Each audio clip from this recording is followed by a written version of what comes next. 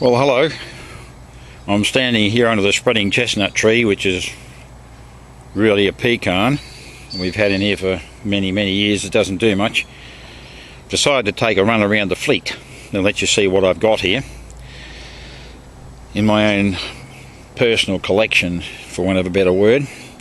Well, this here is a 1988 van Calais Holden. It's extremely good condition. Factory special all the way through, in that it has fittings on it which you generally don't get. So this was a special order car. It was a one owner car until I bought it from a friend of mine who's a mechanic, and he'd been servicing it for many years. So it's quite a good unit, but it's giving trouble at the present time. Anyway, it's had a repaint and it looked pretty terrible till it was done. Runs Falcon tyres, which I hate. They lose traction in the wet, and this is a pretty powerful V8 that's got in. It's a 5 litre fuel injected Holden V8 engine.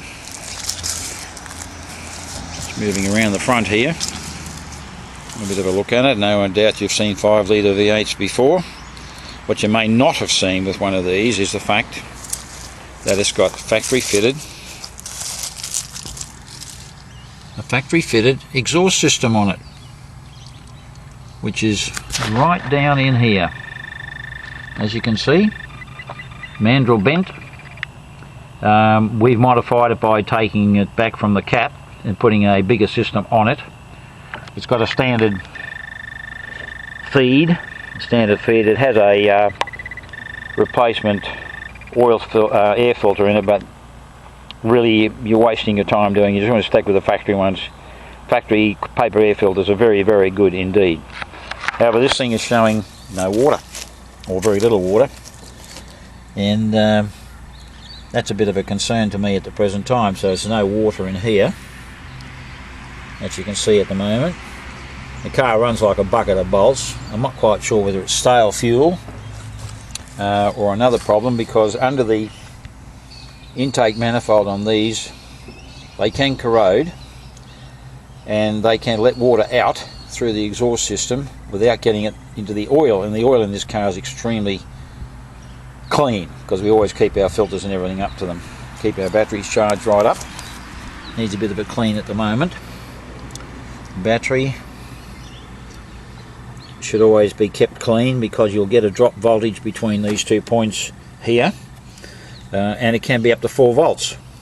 So you can lose a 4 volt discharge on these, which means to say they'll charge down pretty quickly, because some of these batteries only have a 16-hour standing life if there's a draw on them. It's been fitted with a plastic kit right through the suspension system. It handles extremely well. Very quick car. Will do about up to 26 to 27 miles to the gallon if you keep your foot off it. At the present time it needs a bit of work, and I'll be doing that work to it, which I'll also film. So that's one of them. These washer bottles are getting a bit old, but that one's still in good nick. This one's showing signs of a little bit of deterioration there. That's deterioration there. At the present time I can take that off and I'll just fiberglass that, because there's no point in throwing it away if the rest of it's okay. So I can clean that. I can clean and fix that little problem there. I've done it with a couple of others, so I'll be looking at that at the present time. The battery is showing the red discharge at the present time, so it needs a charge. I'll put it on. It's got to go back to that green, the green point here. It's currently showing that one, so it needs a charge up. It's a 600 CCA, so it turns it pretty well. And that's the sort of thing you should. There's a recharge 105 minutes, maximum vehicle charging volts 14.8. Okay, and these Holden motors need their full 14 volts to run them properly, otherwise they play up. And the coils in these things are in a very awkward position too. I have to relocate those. However, that's that particular part of it. Just taking a look inside here. The car is in very good shape. Dash is good. Everything else about it is good. It's got 256,428 kilometres on it, and that is a pretty good mileage for one of these. 256,428. That is a genuine mileage. Burns no oil. Gearbox is in first class condition. The interior is in first class condition. The two back trims are off the car while I just do a bit of checking on them. They'll go back on soon. Well, that's the VN. Currently unregistered, I might add. Not cheap to register in Australia. It's about $1,000 a year to do that. So that's that one. Let's have a look at the Rolls. This is a 1975 Rolls-Royce Silver Shadow Series 1. Quite a nice car. Looks terrible. However, hasn't done a huge amount of work. And these cars can go for big mileages when they're properly looked after. And this one looks like it might have been. Came from Western Australia. It's got a few minor things wrong with it. The back bumper bar returns around the corner of the guards were rusted. Typical problem with those.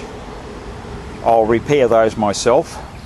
A few little problems here. Bit of chrome off a couple of spots down here. There, where we are. Just the boot up. Boot's a thorough mess at the present time. There's the bar. The bar and the two returns are there, and you can probably just see on the corners there where they're rusted out, and this is a typical problem with Rolls Royces. They wanted to charge me $1,100 to repair those. I thought, well, that wasn't a very good idea at all. So it's had work done to it. It's been right through the transmission on it. This section across the back here looks pretty bad, but we can clean that up, and I've got some epoxy filler to put in it. Don't be frightened to use epoxy filler. That'll be cleaned off there. It's very easy to do. Redo that, re-glue this back in there. Back screen leaks a little bit. That's a new seal for it. And we'll replace the back windscreen in the car. Paint's down on it. One light missing there. They want $125 for a second-hand one. It sits very level. Got good trims on it. The paint work, well, it's 50%. However, all I'm going to do with that is to repair the sections that need repairing and just touch it up. And the roof, I'll repaint the roof down to this line here, down to that line, along there and across here, there, and leave it at that, because that's all it needs. The rest of it's just a clean up. The front bonnet here, typically of these cars, gets a lot of cracking on it sometimes. You can see this paint work is off there. Well, I may get carried away and just clean it up and just put a bit of a coat over it. Really should be stripped because the paint's cracked. All the chrome work in the front of the car is extremely good. The suspension is good in it. The tyres are new on it. The engine is extremely good shape inside. The back seat needs to be recovered and rebuilt. Currently out of the car. That won't come open. Put the lock down on it. Central locking doesn't work too well on this car. Front seats are in pretty good shape. Just need a bit of dressing. We replaced the front window in it. Put the front window, got a stone through it from the mower. Okay, but other than that, it's a good bit of rust under the front floor. The reason why they get that is that it's Wilton carpet. People get in here with wet feet. Floor gets wet. The area underneath rusts. It's probably the only spot on the floor that really does. The car's in good order. Runs well. Goes extremely well. And as you can see in the back here, I think you can see it. Yes, no seat. Seat's disgusting at the present time. Not good at all. Wood lining's all good. The woodwork needs trim. The bonnet up for you, which is down here. Put it to one side here. Walk around here carefully. One here, lift her up. Okay, that's the internals of the engine. The engine is very good. So all the filters and everything have been changed on it. All the wiring is new. Had a visit from a rat. As you can see, we got some wiring problems here, which I've partly corrected. But what I'm going to do here is to get a friend of mine to make a new loom for it. The loom goes down in underneath the thing here. I'm going to get him to make a new loom, rewire the whole car, and probably modify it so it's in better shape. We had a problem with the power steer on this car. I don't know if you can see it here, but we've got down inside the thing here, got a feed pipe. That feed pipe down the bottom here, right down here, is crimped, so I had to replace that. They told me I couldn't fix the radiator, I'd have to throw it away, so I silver soldered it myself to stop a leak. The air con in it is a new WB Holden unit. A lot of Holden stuff on GM stuff on these cars. They're the common old SD6 SU carburetors, the big ones. This one's leaking. It's got a fuel leak. Where are we? Here and here. So I'll pull that apart. I'll rebuild the carburetor, polish it up, make sure it's all okay, get it going properly again. Apart from that, no, she's a good driving car. Drives beautifully. Got a free flow exhaust on because the original one is disgraceful. Very, very restrictive. So we just replaced that with a free flow, a hot dog and a free flow muffler on it. So that's her. Brakes have been done. They cost $3,500 to have the calipers rebuilt. Do not put anything but the proper oil in these or you will regret every moment of it. However, this car has got to have 2 new accumulators, and there are a couple of engine pumps which sit down in here on both sides. They're the ones that pressurise the system. They've never been done in the 30 years the car's been on the road, so I'm going to take the distributor and everything out of it and extract those and put new rebuilt units in there. This car will then stop like it's hit a brick wall. The radiator is showing signs down here of corrosion. As you can see, it's got a few minor leaks, so it's going to come out and be rebuilt. You've got to do that. We get up to 40 degrees out in this place, despite the fact that we're in a subtropical area. So that's the roller. Okay, next one of the fleet is a Lexan, which is a Toyota badged Holden, about the same vintage as the VN. There'll be one later, I think, that the engine in this particular car done 150,000. It's a unique car from many points of view because it's got 2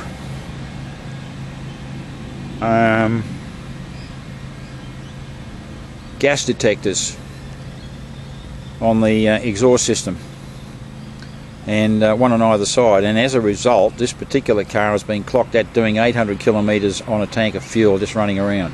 800 k's. Exceptional. They usually don't do anything like that. The body's rough. It's got hail damage. I won't try and show that to you because you won't be able to see it anyway. The bonnet's also down on it. Let's get around here, and it's got a bit of a ding in the front guard here, which is not very pleasant. That was put in it by the guy's son, but that's not a hard problem to get out. Just needs to have a good hit here. Just needs to be hit there, taken out from that point. Bit of a crease there, I'll probably be able to panel that up by the time I release that there. This will mostly spring out, so I'm not too bothered with that, as long as it comes out and looks reasonably well. The car is meant for running around in. There's one of the hits from hail there, so it was very big hail that got the car. Another one up here. That's another one there. Big hits, there's quite a number over the top of the roof here, so we won't worry too much about that. The car itself, although it's in very good condition, is filthy. It is absolutely disgustingly filthy. It has not been cleaned for ages. It was used for just putting a boat in and out of the water. It's done 268,520 kilometres. Steers beautifully. It's got the country pack suspension under it. The upholstery is all good. The car just needs a thoroughly good clean up, but I'll be filming that. Pull the bonnet. I have a set of 4 new tyres to go on it, on different rims.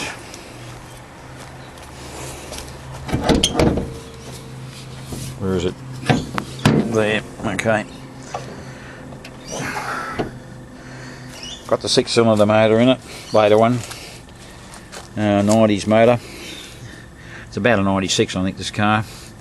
There'll be a build around the corner. I'll just have a look at that in a minute. The suspension's actually been uprated too. The motor's extremely good. Doesn't wear it. Hasn't had very much wear on it. That belt's pretty good. We'll leave that alone. No, it's not so good. I think we will change that. Actually, it's starting to show problems there, so we'll change that belt. Very easy to do. Doesn't take much to do it at all. Car just needs a generally bloody good going over, and I'll give it that. Oil changes are perfectly done. I mean, it's been well maintained. Blake was a mechanic that only just used it to do, and he didn't ever believe in washing his cars, that's all. So this is a good old thing. I'll be using that quite consistently. It's one of the cars that I'm doing to show people how to do budget motoring. You don't have to spend a lot of money, and you can buy quite good cars. They don't need a lot spent on them. Some material here needs to be redone. That's the windscreen washers are disconnected. These wiper blades.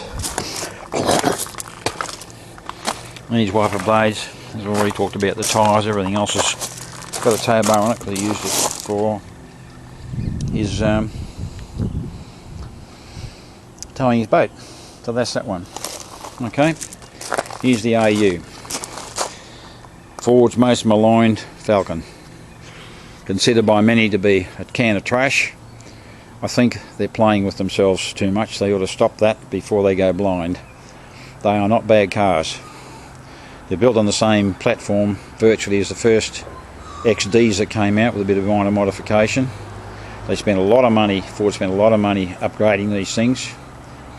The problem with a lot of road testers is that they've got the Europhile complex. They think everything made in Europe is so vastly superior to anything made in Australia at any time. Not necessarily so. A lot of European cars give an enormous amount of trouble, and they're very expensive to fix, and I don't quite frankly think they drive much better than some of these. This car is extremely good because it's an XR6, bought new by my brother some years back. Hang on, where are we? Oh dear, hang on a second, I'll just change hands here. Where are we? Can't even get the thing up properly. Hang on a minute. Goodness, Blake, I can't get a bonnet up on a car. Hang on, I'll put this down.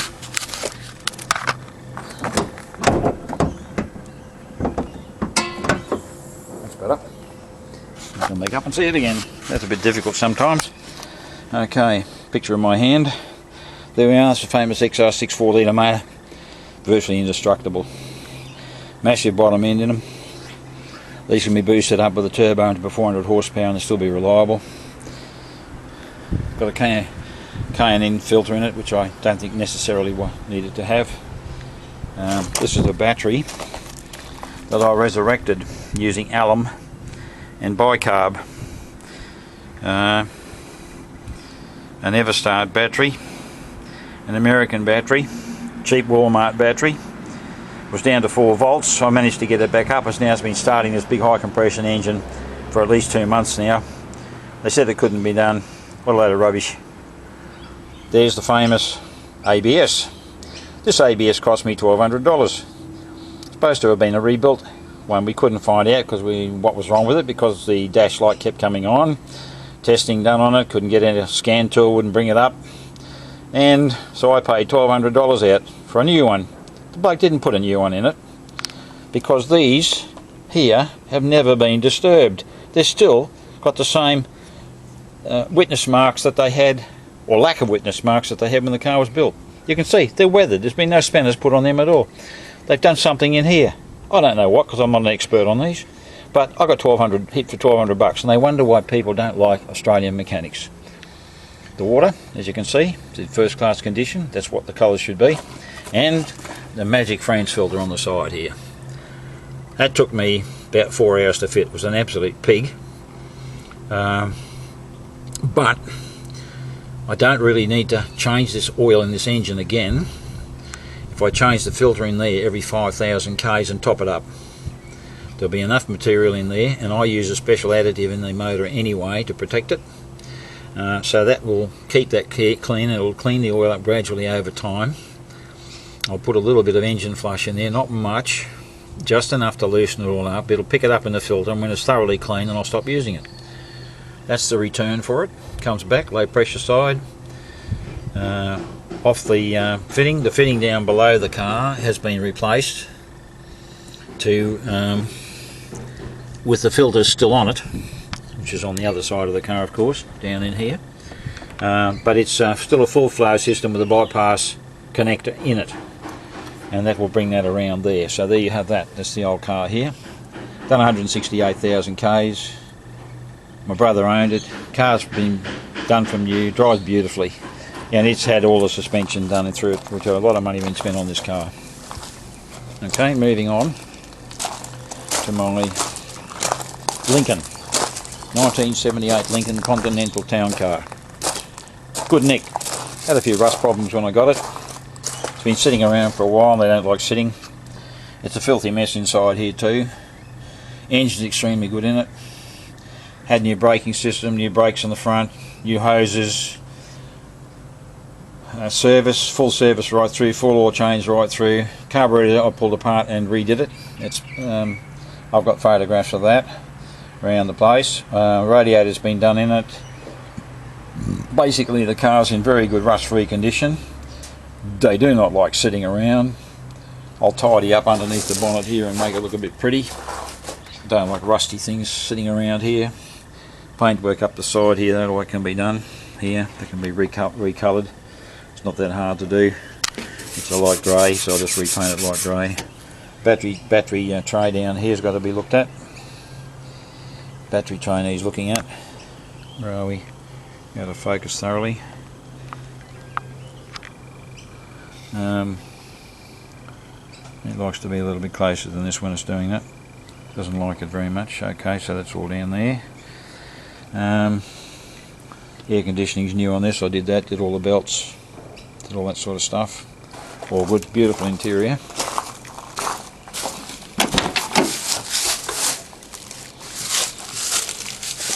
Love the interior in the car. That's trim off the back, because I've got the trim outside in the car. All the trim's out at the back here. All the trim's out at the back. It's in exceptionally good order inside here.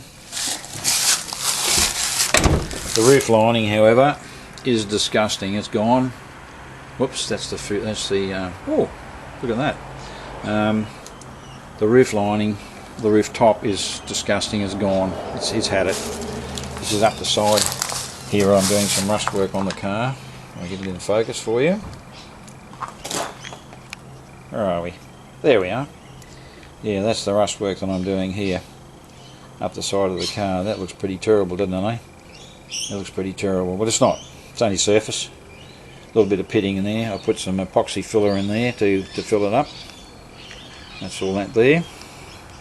That will clean up nice and bright. The epoxy filler is manufactured in America. You can drill it, sand it with something that's extremely hard, and paint it and do anything you like with it, but I can tell you, you will never shift it. And on the back here, we have the other problem. That surface, right? That is where the back rusts when the water sits in it, and the top is on here, and the top comes down. The top comes down here to where my finger is. Right, the top comes to that point. That's the roof. Roof comes down to there. Oh, terrible focus, I'm sorry about that, but anyway, you see my finger, that's where it comes down to. That's where that line of the blue paint comes off through there. And that is going to have the parts fit in. No rust underneath it, it's fine. Screen's out, screen will go back in. Car's in extraordinarily good condition. Drives beautifully, absolutely beautiful. Much better than a Cadillac. Much better than a Cadillac. All round, generally very good.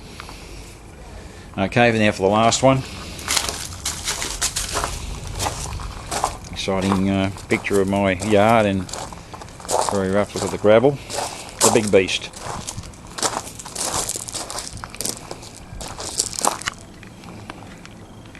Let's just readjust this, so we can go somewhere with it. That's better. That's much better. Okay, there it is, the big boy. The big fella. 1972 Cadillac Series 75 limousine.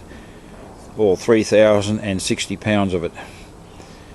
New tyres, new brakes,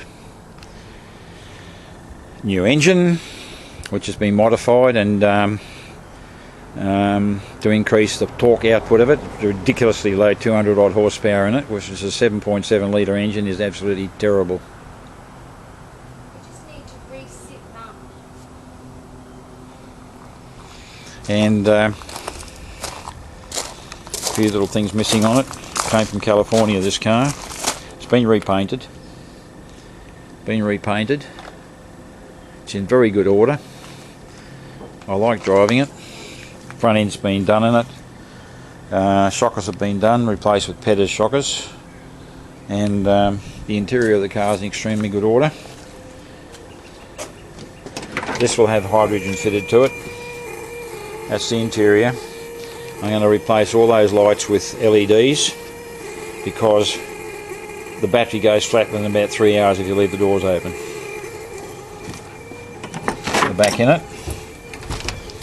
In the back rests the material from the Lincoln.